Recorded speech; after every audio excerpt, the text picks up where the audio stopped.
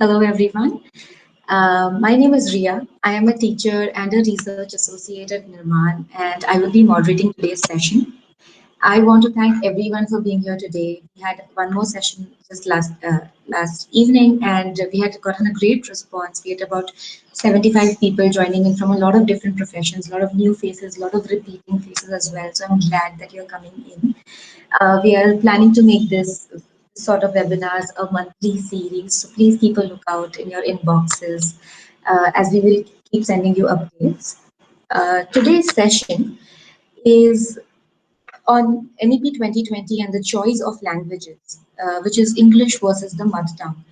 So there is an unequal distribution of power where English gets a lot of status quo, English equals to upward mobility, socioeconomic status is given higher for English, and rightfully so, because a lot of jobs and opportunities depend on your English proficiency. However, there's also a strong need and desire for all of us, for a lot of people, to preserve and behold our Indian languages. So how is it that you balance learning in your mother tongue as well as in English in a way that, in a manner that we get to enjoy our share of modernity and at the same time we preserve our own heritage. So this webinar kind of questions new education policies proposal about teaching English, till class 5 only in the mother tongue and not in English. And more than that, I would like to urge everyone to later ask questions relating to the choice that this imposes on parents as well as students in higher education as well as schooling, the implications that it has on the pedagogy for educators and policymakers equally alike. So that is what today's session is going to be about. Let's begin by introducing, I'll talk a little bit about NIRMAN and then a little bit about today's session, who's Ms. Professor Nita Kumar will be conducting today's session. So I'll be talking a little bit about her. NIRMAN is a not-for-profit organization based out of Varanasi. And we work in the city as well as 12 adjoining villages. We started in 1990, so this is our 30th year teaching in the fields of education, arts, research. We run an innovative school called the Vidyashram, the South Point School. We have 2 campuses in Betawar village as well as the city. It's an integrated school with a lot of students from diverse backgrounds. So in our classrooms, you'll find students from families of farmers, weavers, daily wage workers, entrepreneurs, researchers, professors, and more. They're all part of our school and they all learn equally. We also run a research wing called the Center for Post-Colonial Education. We host study abroad students from universities around the world and invite collaboration from educators and artists alike. This year, that kind of has taken a standstill due to COVID. So I'll be talking about what are we doing new a little bit later into the session. We also run an artist studio, so we collaborate with artists from various backgrounds in music, visual arts, theatre, martial arts. Our school calendars are actually filled completely with projects and programs throughout the year. So we miss those projects immensely in the current situation. Now I would like to introduce Nita ma'am. As you know, she's known to all of us over here.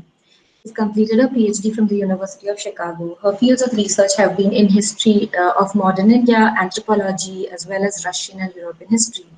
She has taught at the University of Chicago, Brown University, and the University of Michigan, amongst other places. And she is mainly the founder and director of NIRMAN. For the past 30 years, she's taught written curricula, trained teachers, and worked on children's books and arts at NIRMAN. She's written multiple books and research papers. We'll be sharing her blog at the end of the session, so please have a look at it. And without further keeping her from all of y'all, I would like to begin today's session. And I would like to invite Nita ma'am to take over now.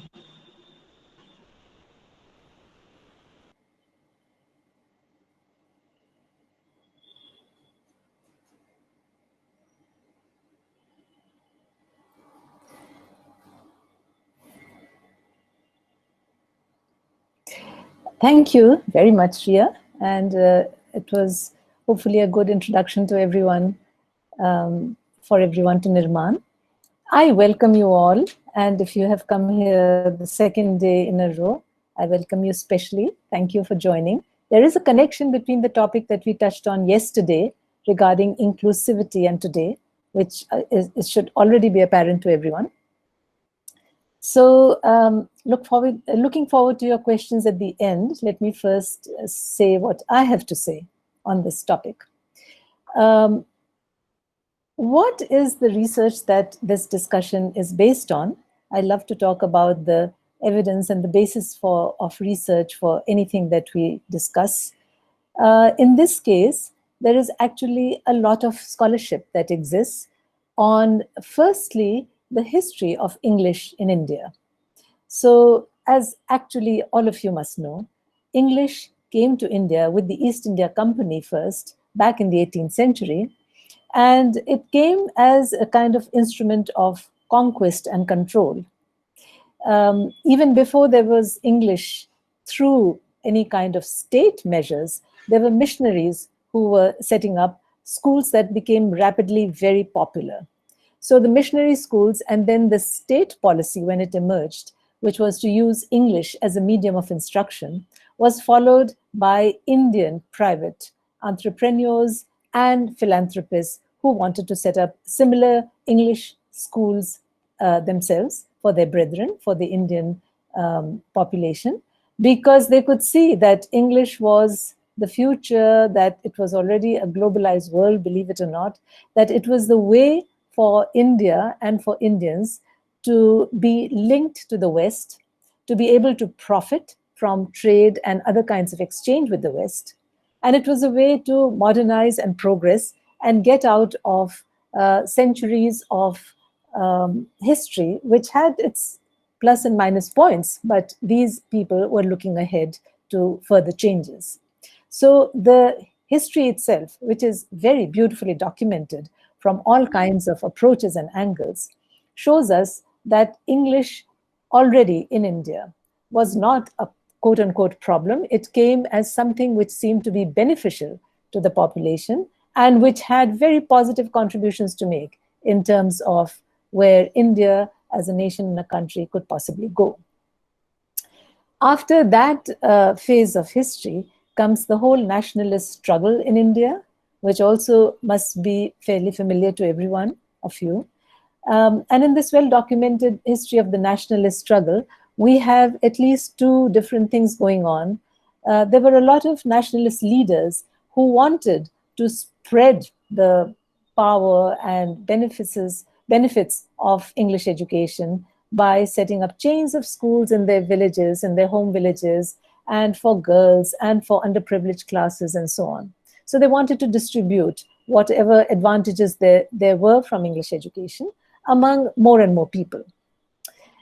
At the same time, and at a slightly later phase, there was an awareness that something was wrong with the existence of English in India.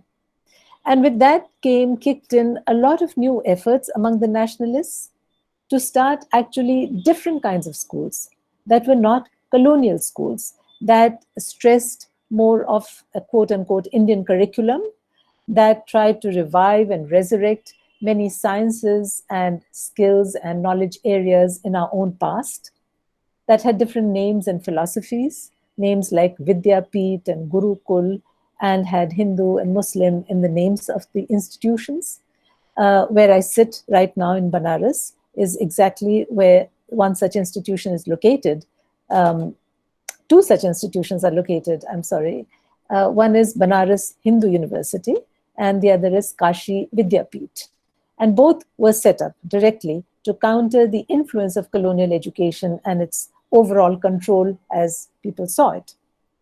So in these kinds of national schools, the effort was to have the best of teaching in the Western or global mode as existed at that time, to use many of the same kinds of curriculum and knowledge definitions, but at the same time, to also inject a lot of Indian learning and Indian subjects and to give it overall an aura of something which was more traditional and more indigenous to the country.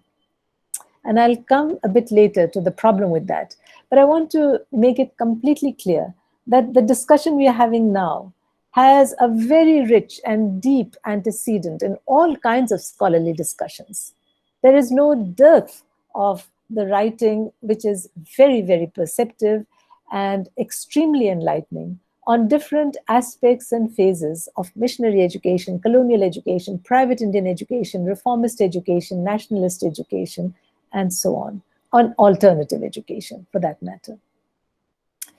Then we have a lot of good studies of contemporary times, where sociologists and anthropologists, among others, have written very well-documented studies of how different contemporary institutions function and how there are different aspects of knowledge and curriculum that are being tackled at different levels.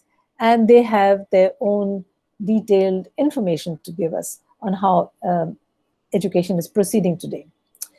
An important research base for me personally is NIRMAN, our organization, which you have heard of already in the introduction, and the School Vidyashram, the South Point. Now, it's not a research lab, but it's as good as a research lab because you have all the classes from age 3, pre-nursery, up to class 10. At some points, we have had class 12 as well, but we don't have it present.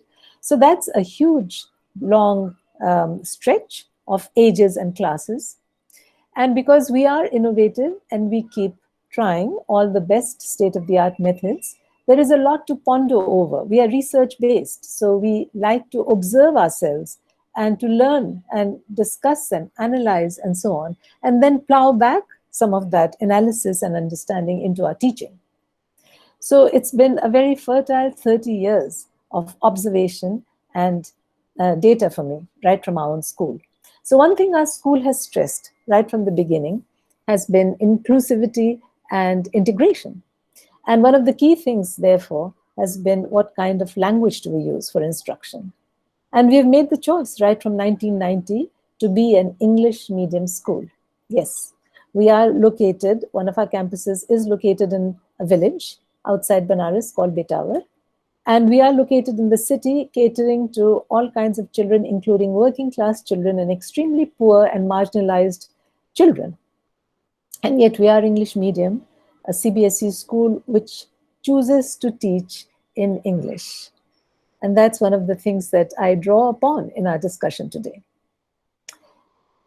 The education policy that has just been announced has an interesting point to make about education. It says very forthrightly that education should be in the mother tongue.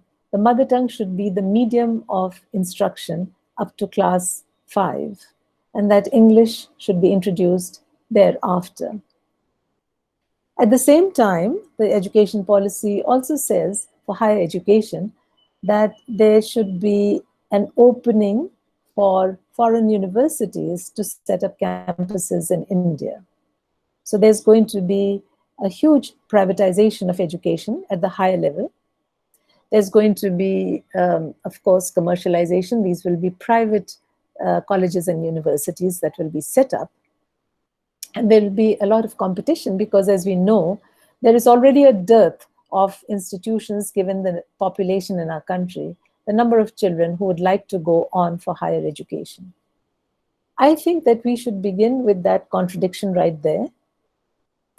If you don't have English teaching right from the beginning, are you really going to be able to produce students who can study in all these new colleges freely and openly out of choice? Will they be equipped to do the competitive exams or whatever is needed to have the qualifications needed? Because there is going to be a cutoff and all kinds of admissions criteria for all these wonderful colleges that will come in. There already is, as we know, and there's not going to be any cut in that direction. So I take this as an anachronism that has to be looked at. And then, of course, we have the larger question altogether of whether we are being sensible and practical and overall very aware of all the repercussions of such a policy as to have teaching in the mother tongues. So let's look at the pros and cons of teaching in English versus teaching in Indian languages. There has been a lot of criticism already, as I mentioned, from the nationalist period onwards, of teaching in English, of using English as a medium of instruction. And some of the points that have been made by our nationalist leaders, most strongly, among all the many people I could mention, most strongly by Gandhiji and by Rabindranath Tagore. Among the many points that they have made are 4 or 5 outstanding ones that we should make sure are well understood by us, because they're all applicable to today. So Gandhiji, for instance, said that what he learned over the 10 years of schooling could have been learned by him in 5 years had he studied it in Gujarati. Because half the struggle, at least for him, for many students, I think it's more than half, was just in reaching the level of comprehension by which he could feel comfortable enough to deal with the other subjects in English. And all that would have been saved had he done it in Gujarati. So one is just the sheer sort of individual waste of time that accompanies studying in English. A second point was that had he studied in Gujarati, there would actually have been a higher level of comprehension and therefore academic response and results from his side than when he studied these subjects in English. And a lot of studies bear that out. Lots and lots of studies show that if you really want to do science, mathematics, and social studies, then you should get right down to the brass tacks of those subjects instead of first battling all the constructs and rhetoric of another language like English, which is not the children's mother tongue, for them to be able to reach the level necessary in order to deal with that subject at all. I have a personal insight into this. I mean, I don't remember my childhood. I don't remember how I managed to ever have a mastery over English. And I've thought about it a lot and written about it. You're welcome to read about it in my blogs. But I do have an adult insight into it because I studied in Moscow, in a university in Moscow, after graduating from India, so in my early 20s. And in that university, all the teaching was in Russian. And what they did was they had their international students like me study very, very intensely for 1 year the subject Russian. So 6 days a week, 8 hours a day, we were immersed in Russian, the Russian language. And at the end of it, we were supposedly fluent enough to then go on to study at the master's level, mind you, the subject of our choice in Russian. So Russian was the medium of instruction. That was a very, very amazing experiment that I was part of. And I remember the impact of it. I remember how tempting it was to fall back into my own languages, to fall back into English, to try to translate everything, to somehow come to a grasp of the subject itself, instead of first mastering all the verbs and nouns and grammar and rhetoric and so on of another language, Russian. Remember, of course, that I was an adult. So of course, it was much more difficult for me than it is for children. But even given that difference, I think that there is no arguing with the fact that you can study a subject much better if you don't have to overcome the technical difficulties of another language that you would go through. So we have this second point, that the subjects are the subjects, and why go through another language exercise.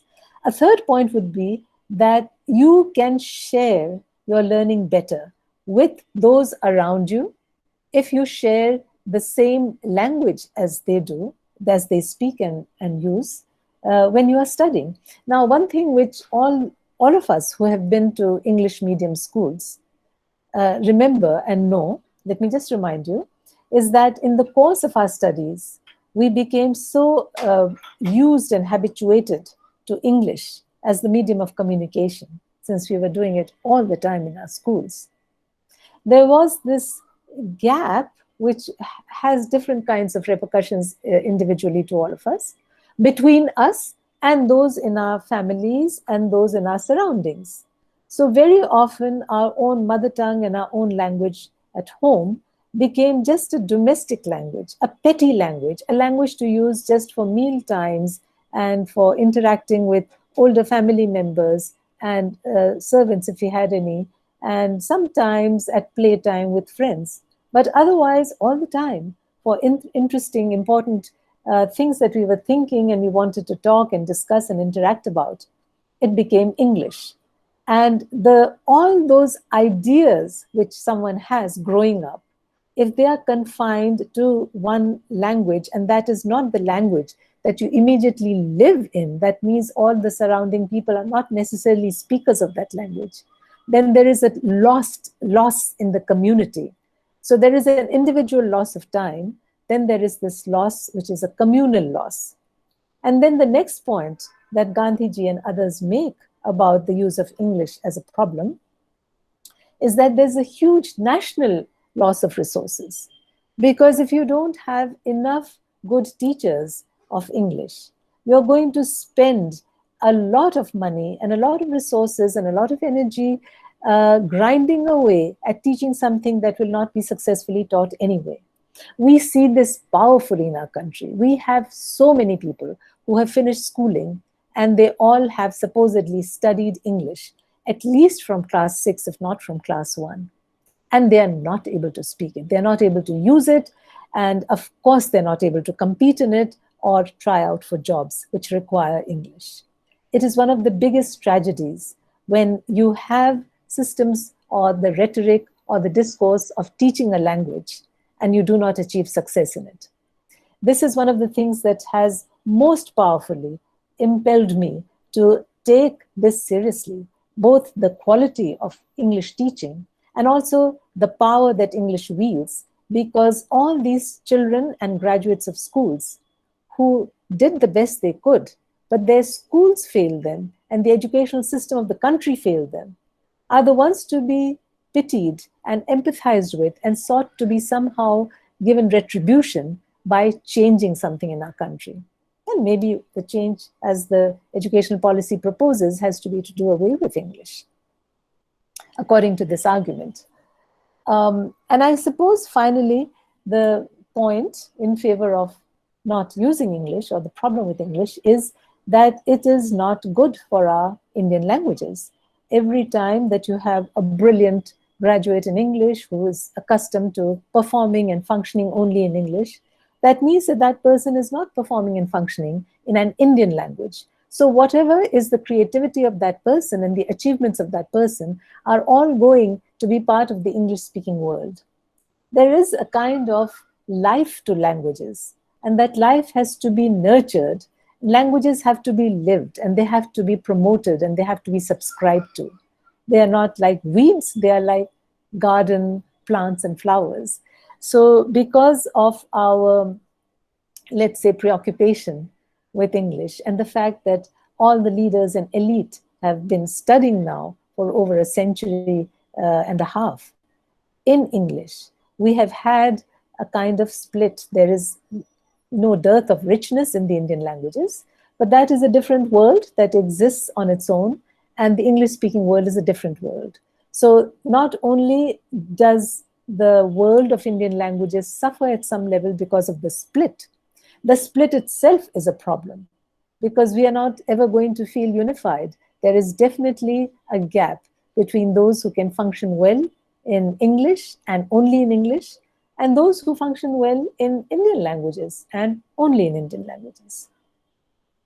So these are very important problems, and as I said, we are not going to reach anything newer and more insightful than what has already been done by people like Tagore and Gandhi. I want to just throw in another name, Gurudas Banerjee, the first Indian Vice Chancellor of Calcutta University, who, when he took over somewhere in the early 1890s, his first thing was to oversee and try to reform the system that he had taken over and call for a switch to using Bengali as the language of instruction. Now, it's interesting that nothing has ever happened like that. And indeed, if you want to talk about the market, if you want to talk about a kind of democracy or voting with your feet, as it's called, everyone who has to go to school has always voted to be in an English medium school if they had the choice, and to study in English if they had the choice.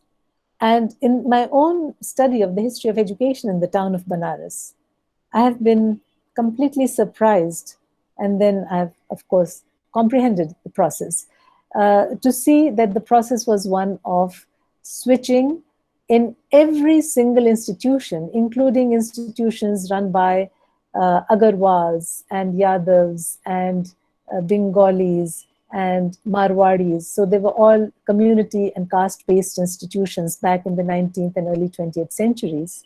All of these started with great nationalist fervor and community fervor, and they realized that they were losing students. Students were going en masse to the institutions where they could study in English and study English.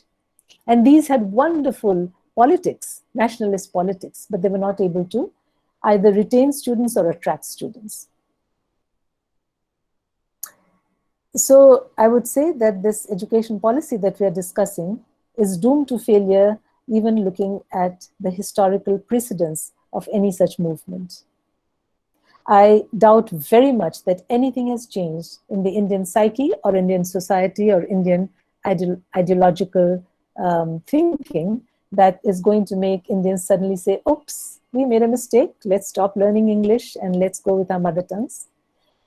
Just a few decades back, there was a huge uproar in West Bengal, and I was in Calcutta when there were all kinds of parades and demonstrations, because the West Bengal board used to have English from class 6, and parents simply did not want that. They completely protested, and they brought back the policy to having English from class 1.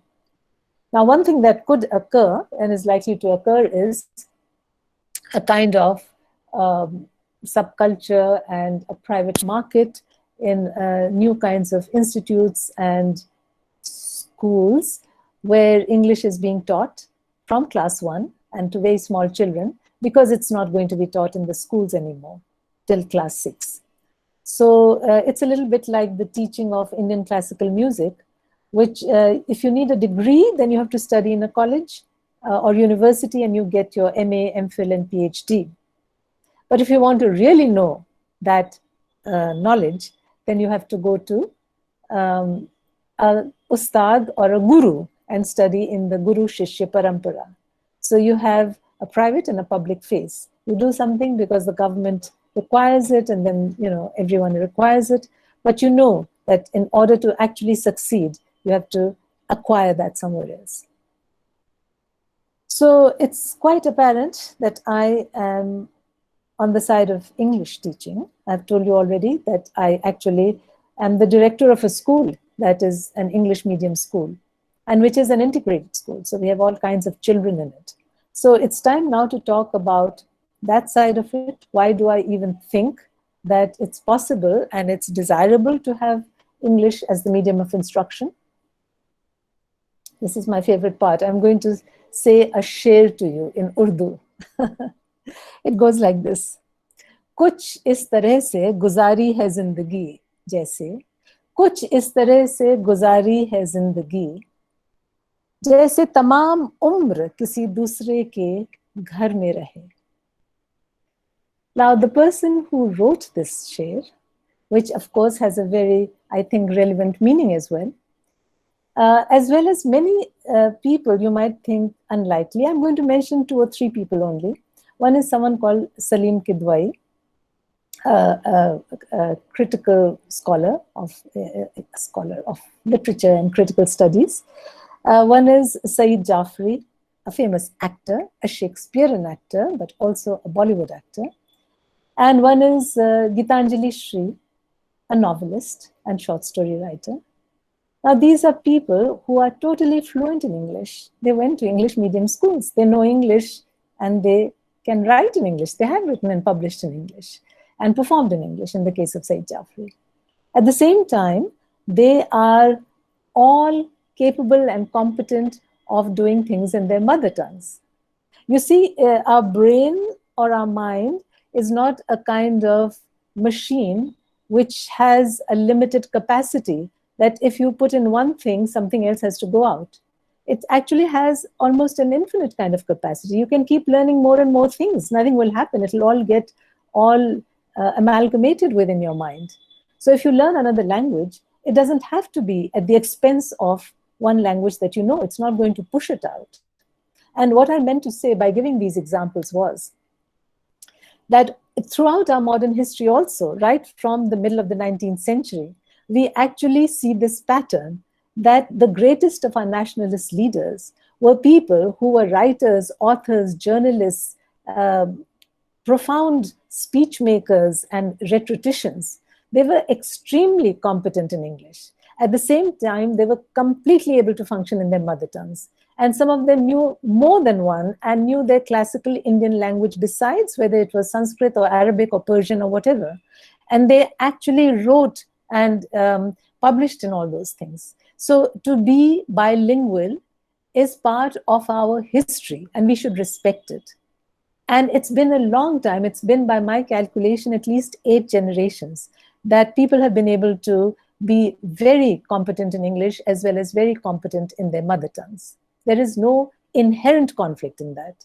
That conflict is produced for other reasons, which I'll just mention.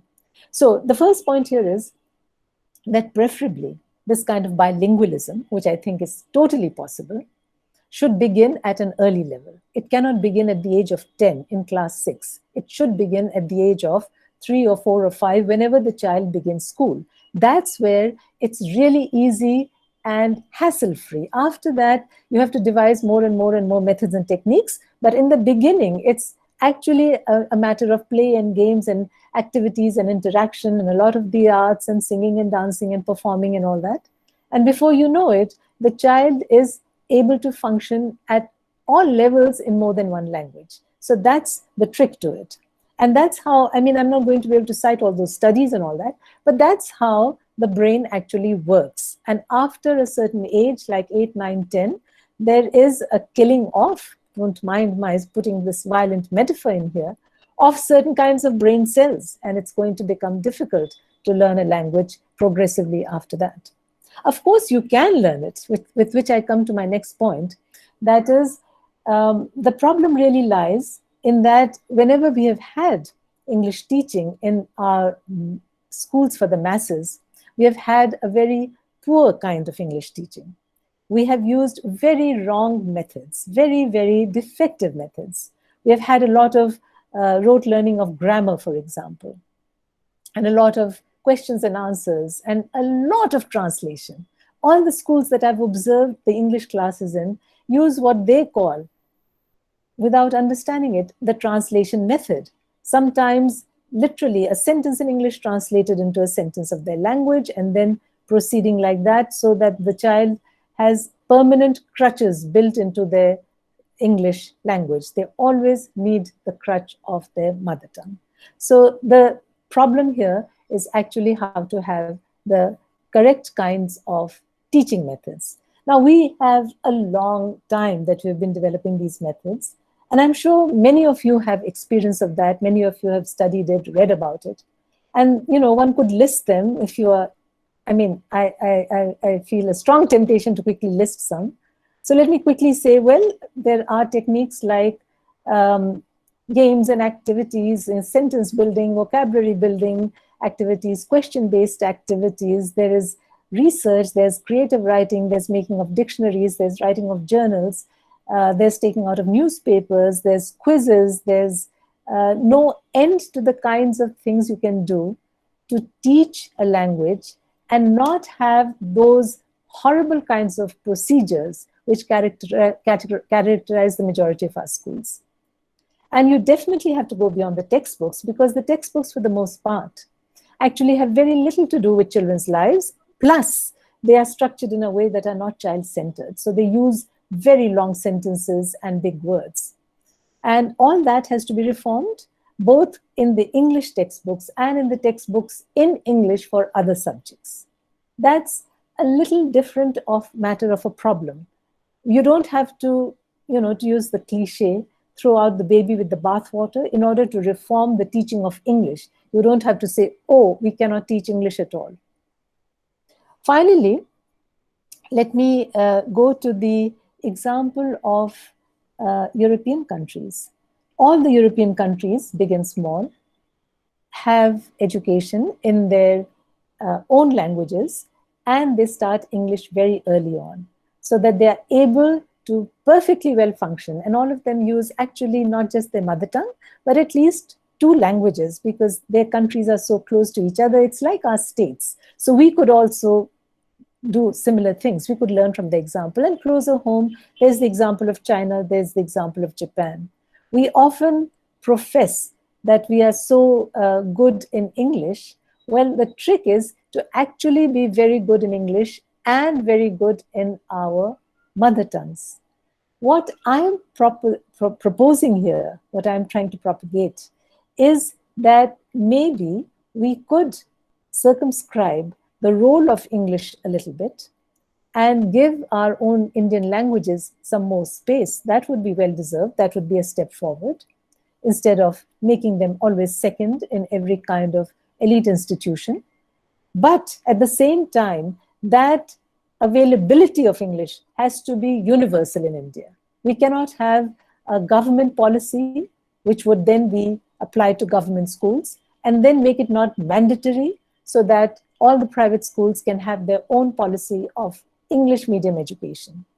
I would like us citizens to be able to present this challenge to the government.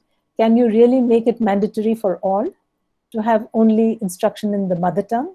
And if so, then do it and show us, because I don't think it would work at all. And if it's not going to work, and if there will be, excuse me, English medium instruction for the elite, then I think there's no question that there should be English medium instruction for everyone, for everyone.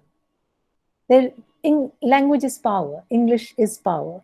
The reason then, coming back full circle, why in our own school we decided to have English medium teaching is because there is no way of denying some children access to that power. The challenge is then to make the classroom viable, to make it able to supply the right kind of teaching and the right kind of curriculum and work and activities to children who do not have that family support and that background in already English that some of the middle class children have. These are all technical problems. I like to make a difference between the politics and the technology of any educational issue. And I think what the education policy, the NEP, has done has mixed up the two, and it has completely avoided talking about the technology. So it's very strong in its politics, and everyone is engaging with that. But I want to really bring up the challenge of the technology. It's not an issue of whether we should have English or not. It's already here to stay. And we know, anyone can put it down in writing, that the educated classes of India are not going to stop English tomorrow or any day hereafter. So the politics is in its place.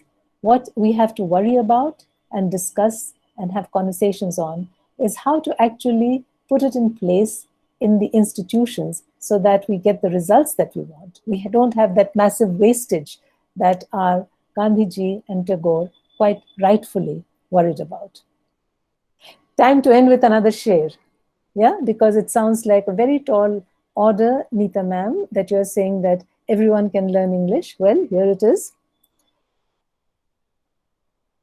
कैसे आसमां में सुराख नहीं हो सकता, कैसे आसमां में सुराख नहीं हो सकता, एक पत्थर तो तबीयत से उछालो यारों. Thank you. I look forward to a discussion with you. Thank you so much, Nita ma'am. We have a lot of questions. This is a very popular topic. So just before I move on to the question answer round, I want to talk a little bit about what NIRMAN is doing currently and how we are coping with the COVID-19 crisis. So I would like to take 2 minutes of your time. Like Nita ma'am said, that ours is an inclusive integrated school. That means we have children from a lot of different backgrounds coming in. And in order to keep it at a balanced level, in order to give an equal access and opportunity to all children, we look for sponsors for children who come from low-income families. and we run a sponsor a child program. You will be able to see the poster on your screens right now, I think. So if you know someone, or if you would like to donate or sponsor a child, you don't have to, it's not necessary to do an entire sponsorship as well. You can donate books, you can donate for a particular project, you can donate for their lunch. There are multiple things that you can donate for. And if you or you know someone who will be interested in something like this, then please contact the email address that is given on the poster, or you can even message me if you know me. If you know Ankita, you can message her as well. And, we will be able to take that conversation further with you all. So this would be really great if you could spread the word about something like this. We already have about 17 sponsors, and we are looking for 100 sponsors in this year. So if you know someone, you will definitely help us reach the 100 number sooner. Another thing that you can do to help us is that if you know someone who would like to donate in smaller amounts, or if you know someone who would like to fundraise for us, then we invite you to become a fundraising ambassador with us. That will help us sustain the COVID-19 crisis that is going on with everyone currently, of course. And because a lot of our projects, international projects, have shut down, our income sources have reduced drastically. But we want to continue teaching, and we want to continue paying our staff and teachers equitable salaries. So this is something that would really help. There is a Milaap link which I will share in a minute. That is our fundraiser that ends in August. So maybe if you know someone, if you have even a small amount, 100 rupees, 200 rupees, that would be great help to us. And yeah, that's about it. If you would like to talk about something more in terms of fundraising, please contact me, leave a comment or something so I can get in touch with you all later. So that's about it from my end. And now we will move on to the questions. We have a lot of questions, so I do not think I'll be able to cover all the questions, but I will really try. So I have kind of divided the questions in 2 or 3 categories. So I'll start with categories. So maybe it will not go in the order of the questions that people have posed. So I think we received a lot of questions in terms of the problem of the pedagogy, in terms of English teaching as well as the mother tongue teaching. So one was by Ruchi, which said, what do you think on NEP 2020's proposal to not teach in English or providing exposure of English to children coming to government schools, mostly from underprivileged backgrounds? Would that be an act of exclusion, since the middle and the elite section of the society already have the resources to provide this exposure and let their children be in the complete global sphere? So this was the first question. And the second question in this would be by Santosh. Teaching English and teaching in the English medium are 2 different issues. English medium has become more of a symbol of a class status for people who are who are relatively poor in the country, but it does not allow for quality as a state. The quality is reducing basically from public education. So what is your response on that? Would you like me to add one more question, or do you want to answer this 2? Yes, please add one. Yeah. Okay, one. Okay, just give me a minute. This one is by Sivarama. Quality of teaching and learning is important irrespective of medium, which is the main problem for current state of education. So do you agree with this? Comprehension would be better in mother tongue for lower age children. As they grow, learning English proficiency and shifting to English medium would be easy. So please comment on that. Yes, thank you. So the first question about whether it would be exclusionary to have government school children study only in the mother tongues. Yes, that's what I'm saying. The answer is yes, it would be very exclusionary. And it goes back to our discussion yesterday, where there is a big divide being envisaged in this NEP between kinds of schools. So that some people have the agency and choice of going to schools which have the kind of teaching they want, and everyone else who can't afford that and who can't get admission in such schools, which is the vast majority of Indians, have to go to the government schools where many things are mandatory, such as not having English from an early enough age. And the reason why this exclusive kind of policy is particularly regrettable is because it harks back to what I call the master-servant kind of relationship, in which people who consider themselves privileged or who are privileged actually are not worrying about this because it doesn't affect them. They already have the kind of education they want for themselves and their own children. So they are fine with excluding others. And somewhere there is a kind of discourse as well, such as the one studied by Norman Weiner, which I mentioned yesterday, that why would India permit so much inequality if actually those in power did not think that it would lessen their power for others to share in that? And here, English equals power. So, and the second question is about English being more a matter of class status and the quality, therefore, not necessarily being up to par. I agree. I didn't mention this point enough. But I think that in most cases, or in many cases, let me say, English is just a symbol. So it's used as a way of symbolizing modernity and a kind of privilege that is flagged just by the language. There is a study on this very topic by an anthropologist called Chase Ladusa, which is called Hindi is our ground, English is our sky. And he shows the difference in the perception of people of schools that are English medium and schools that are Hindi medium. So you could be very nationalistic and indigenous and vernacular and love your mother tongue, as in his case, do people love Hindi, and want to flourish in that. But all the time, the way the status is being delineated is to always put English higher. Now, this has nothing to do with quality. You can study Hindi or your mother tongue at a higher level and in a more sophisticated way than the child who is studying English. So that is completely correct, that English has this symbolic value.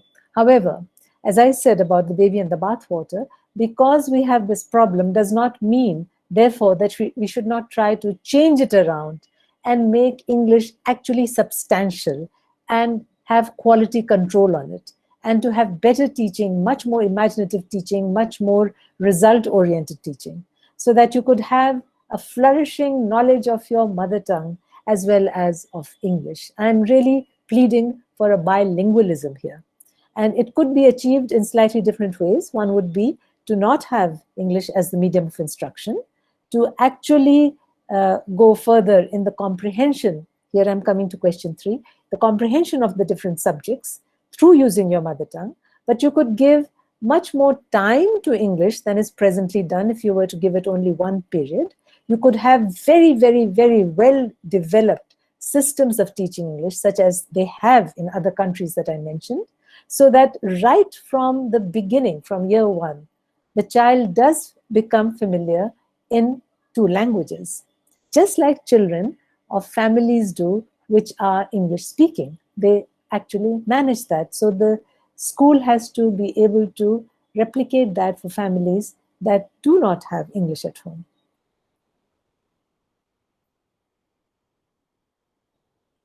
Okay, thank you so much. I do have one follow-up question that was asked in the comments on the same topic. Just a minute. Yeah. The craze for English medium at elementary school is mostly due to commercialization and promotion by corporate schools, and not really due to parents' awareness of the pros and cons related to English medium, English pedagogy, or the use of English. So, would you like to comment on that? Ria, just repeat that if you don't mind. I somehow... Yeah, so there is a particular, within parents, there's a particular craze of English medium education, and that's mostly not because they are aware of the pros and cons of choosing this language, but it's mostly just the whole commercialization and capitalization of the language that is done by corporate schools. So what would be your comment on that? Well, my first comment is, as I was saying in the beginning of my talk today, that it's not a new thing. English is not new. I disagree that corporate schools are, trying to propagate it or anything. It's already entrenched in India for a long time, and you have to look at the history to see how powerful it is and how everyone already has been selecting it. It indeed, the more history closer to us. So let me try to get my decades straight. Let's say in the 80s and so on, there is an anti-English positioning of the politics with the rise of many provincial leaders, Mulayam Singh Yadav, for example, and so on, who try to get political gains by opposing English. All right, but it's not that before that and after that there hasn't been a great amount of love and following of English. So this craze of English is not something which is exclusively the problem of some parents, and it's been propagated by some people. If there is a craze, then it's shared by everyone in India. I disagree that it's only for some people and some who think that they are doing English innocently, etc. I'm sorry. I think that everyone has a craze for English. Uh, all right. So just now the next section of questions is mostly regarding the problem of multiplicity of Indian languages and how they keep changing. Even though we just have, say, 22 official languages, the number of actual languages in India is much, much more. So we got a lot of questions related to that. The first question is that in India, language changes certain, within a kilometer, languages keep changing. So how do we accept and which language is the mother tongue in this particular school or in this particular locality? What is the mother tongue of children? And how would one decide that? Isn't it difficult to say that this is the best use as, for mother tongue teaching? That was one question. Please let me know if you understood that clearly. Yes, I did, and I'd like to respond to that Okay. because it's a nice question. It's an important question. There is no clear answer to that. I mean, firstly, I could turn around and say it's not for me to answer that because I'm not the one saying that you should use the mother tongue. I'm saying very clearly that the mother tongue should also be taught, and that can be done, with differences within districts. You could have a school offering a couple of languages, or the school would have to decide which one it's the majority of its what is it called? The catchment area is in favor of, right? So there are many ways to deal with that question, and one of the historically more common way is that there is a kind of coagulation of languages. So Hindi is a language like that. Hindi is not one language. Hindi is the name given to many languages spread over a vast area of North India that then came together to make what's called Khadi Boli, which is what's taught as Hindi in schools.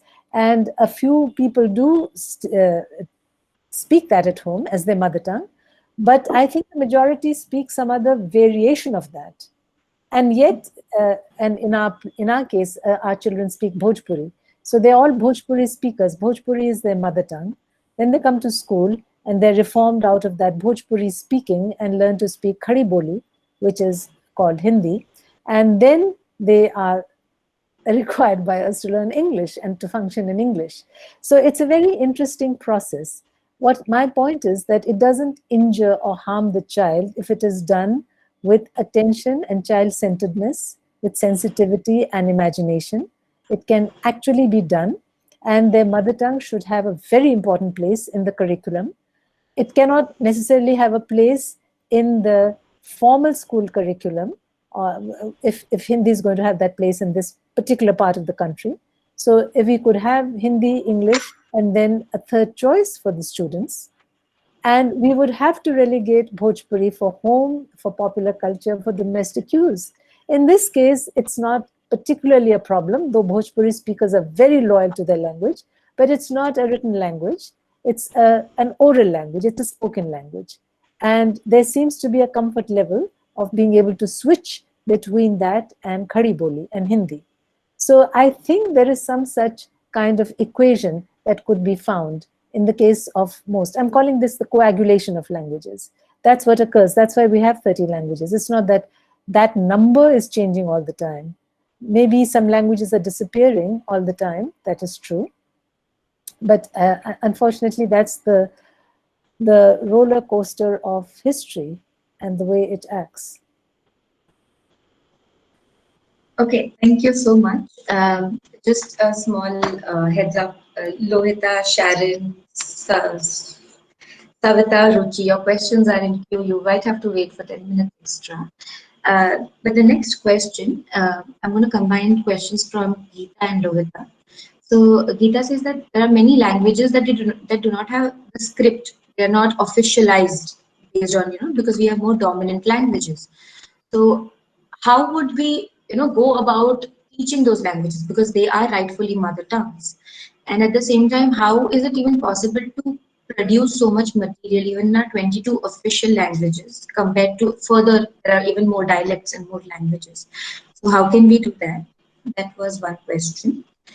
Should I give you one more question as well? Yeah. Yeah. So it's about teachers who do not have the same mother tongue as the children. And if they are expected to teach in the mother tongue, what kind of training can they be given? How would that work out in overall?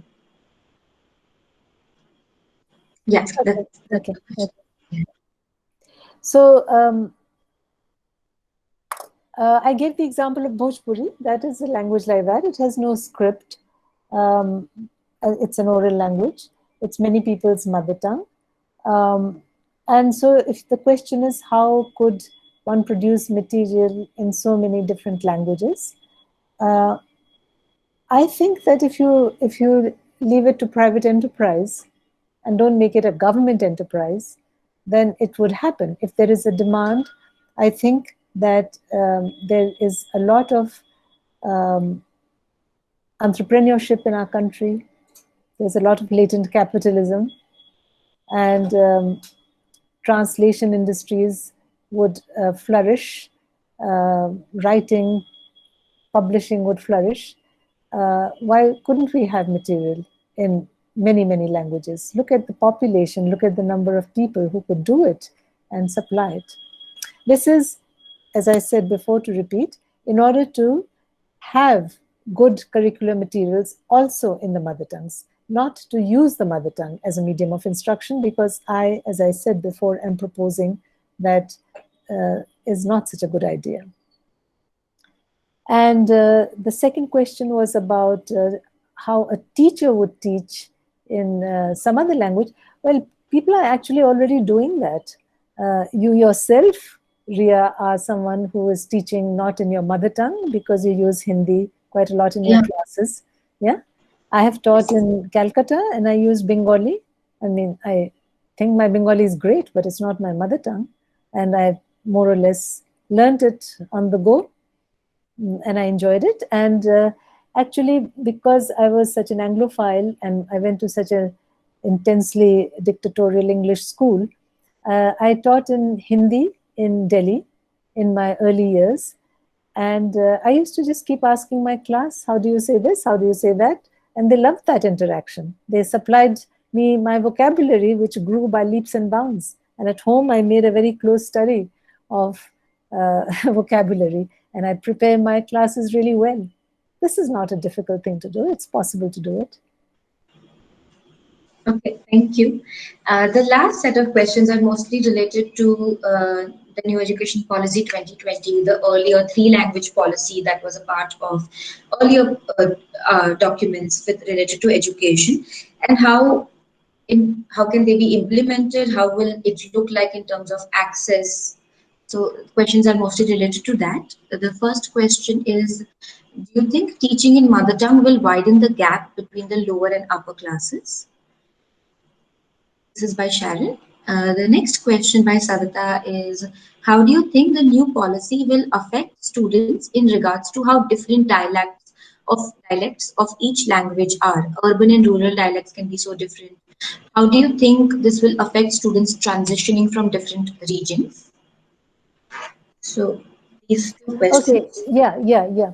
So for both these, I'm going to say again that they add up to part of my argument when I'm saying that there should be a lot of attention and a lot of space given to Indian languages.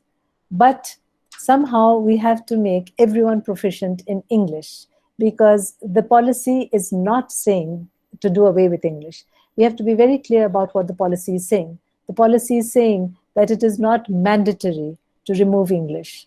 However, it is saying that we should have teaching in the mother tongues up to class 5. So who is this teaching for if it's not mandatory?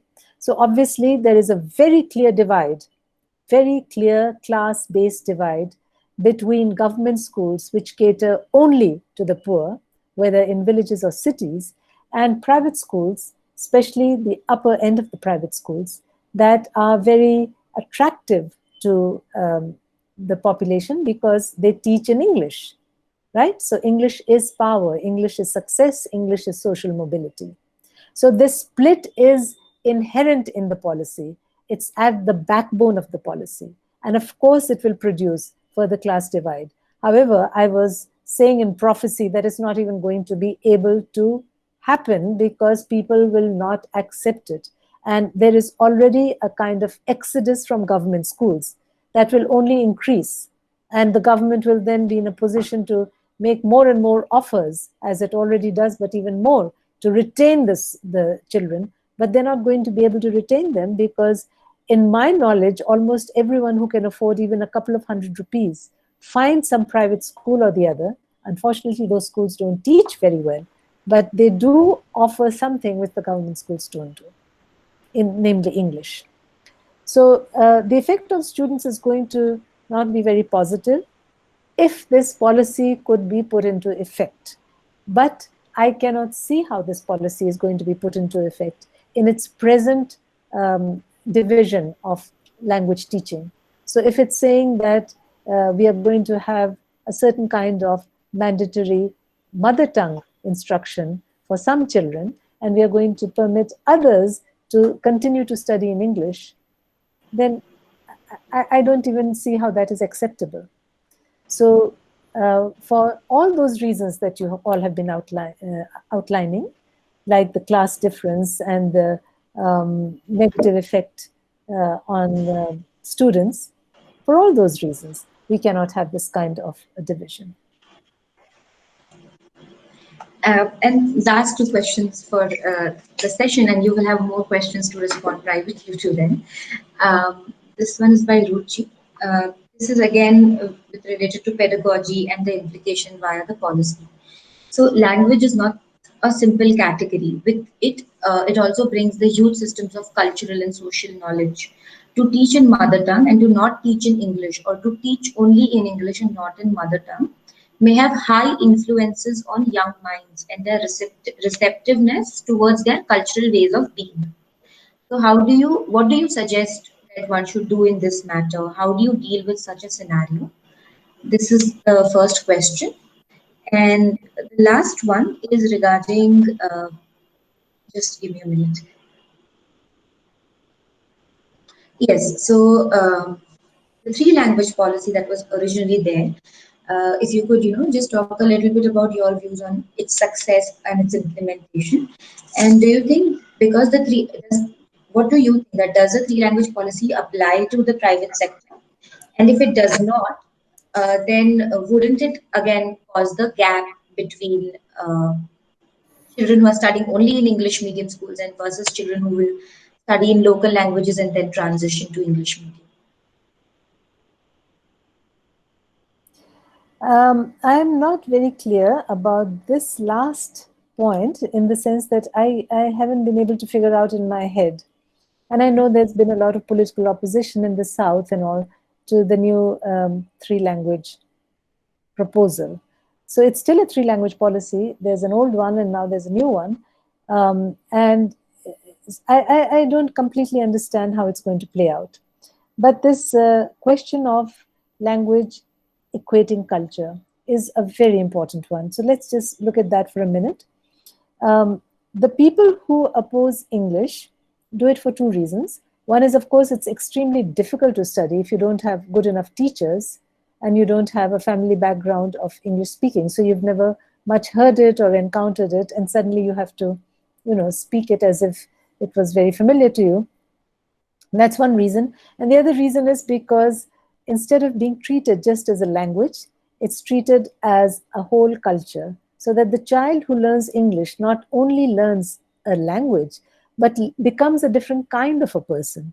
And some of it is caricatured, especially in Hindi novels, actually. There's one novel called Mala Ke Phool, which I remember. It's used in class 10 or something in CBSE schools. And in Mala Ke Phool, there is a character who goes off to study in the city. And when he comes back, he is the wonder of his village family, because now he bathes twice a day, and he uses hair oil, and he uses a toothbrush and toothpaste, and all these kinds of changes that anthropologists have also studied. So it's the change that occurs. It is partly physical, but it's also psychological, it's also social, it's also emotional, it's also discursive, and it's a big bag of things which is loosely called cultural. So this is precisely what does happen, but it doesn't have to happen. When I say that in our school, for example, we have been experimenting and trying out and laboring with how to actually teach English, one of the things that goes with that is how to teach English without destroying the home culture of the child, without making that child feel distanced from his own family or look down upon them. Now, many of our children are actually from artisan families or farming families. And those are two big professional areas, craftsmanship and farming, that have their own culture, very strong entrenched culture. And it's a culture that we really love and admire. Even before I got into education, I was an anthropologist studying these very people in love with their culture. And the one thing that has been a motivating factor for me in my educational ventures is how to do education of a modern kind, of a liberal kind, while keeping, not only keeping their culture intact, but somehow being able to make a bigger deal out of it so that they feel that they can be modern but still in line with their own backgrounds. And these are pedagogical questions to be worked out at every local level, for every region, for every group of institutions. It can be done. It's a wonderful enterprise that needs to be done. I know many people are very interested in it and engaged with it, and even more have to be aroused and motivated to be interested in it. I can think of all kinds of researchers and sociology-oriented people, but also just creative artists of different kinds, and writers and illustrators and so on. And those people making curriculum and making resources and materials by which the very culture of children, regardless of which language it's presented in, becomes something of value. So that can be done. You can disassociate culture from language. And if it hasn't happened in our country with English, that doesn't mean that it can't happen. It can be done. Thank you so much, Nita ma'am, and thank you everyone for so many questions. We do have a few more questions, but we will be responding to them privately. We will be sharing recording and notes of both the lectures, the one that happened yesterday and today, and the questions that we have missed out by Santosh, Atul, Shama. We will make sure that we answer those questions over there. Thank you so much for everyone who stayed until the end, and please keep a lookout for our next webinars that will happen in September. Thank you so much for coming today. Bye.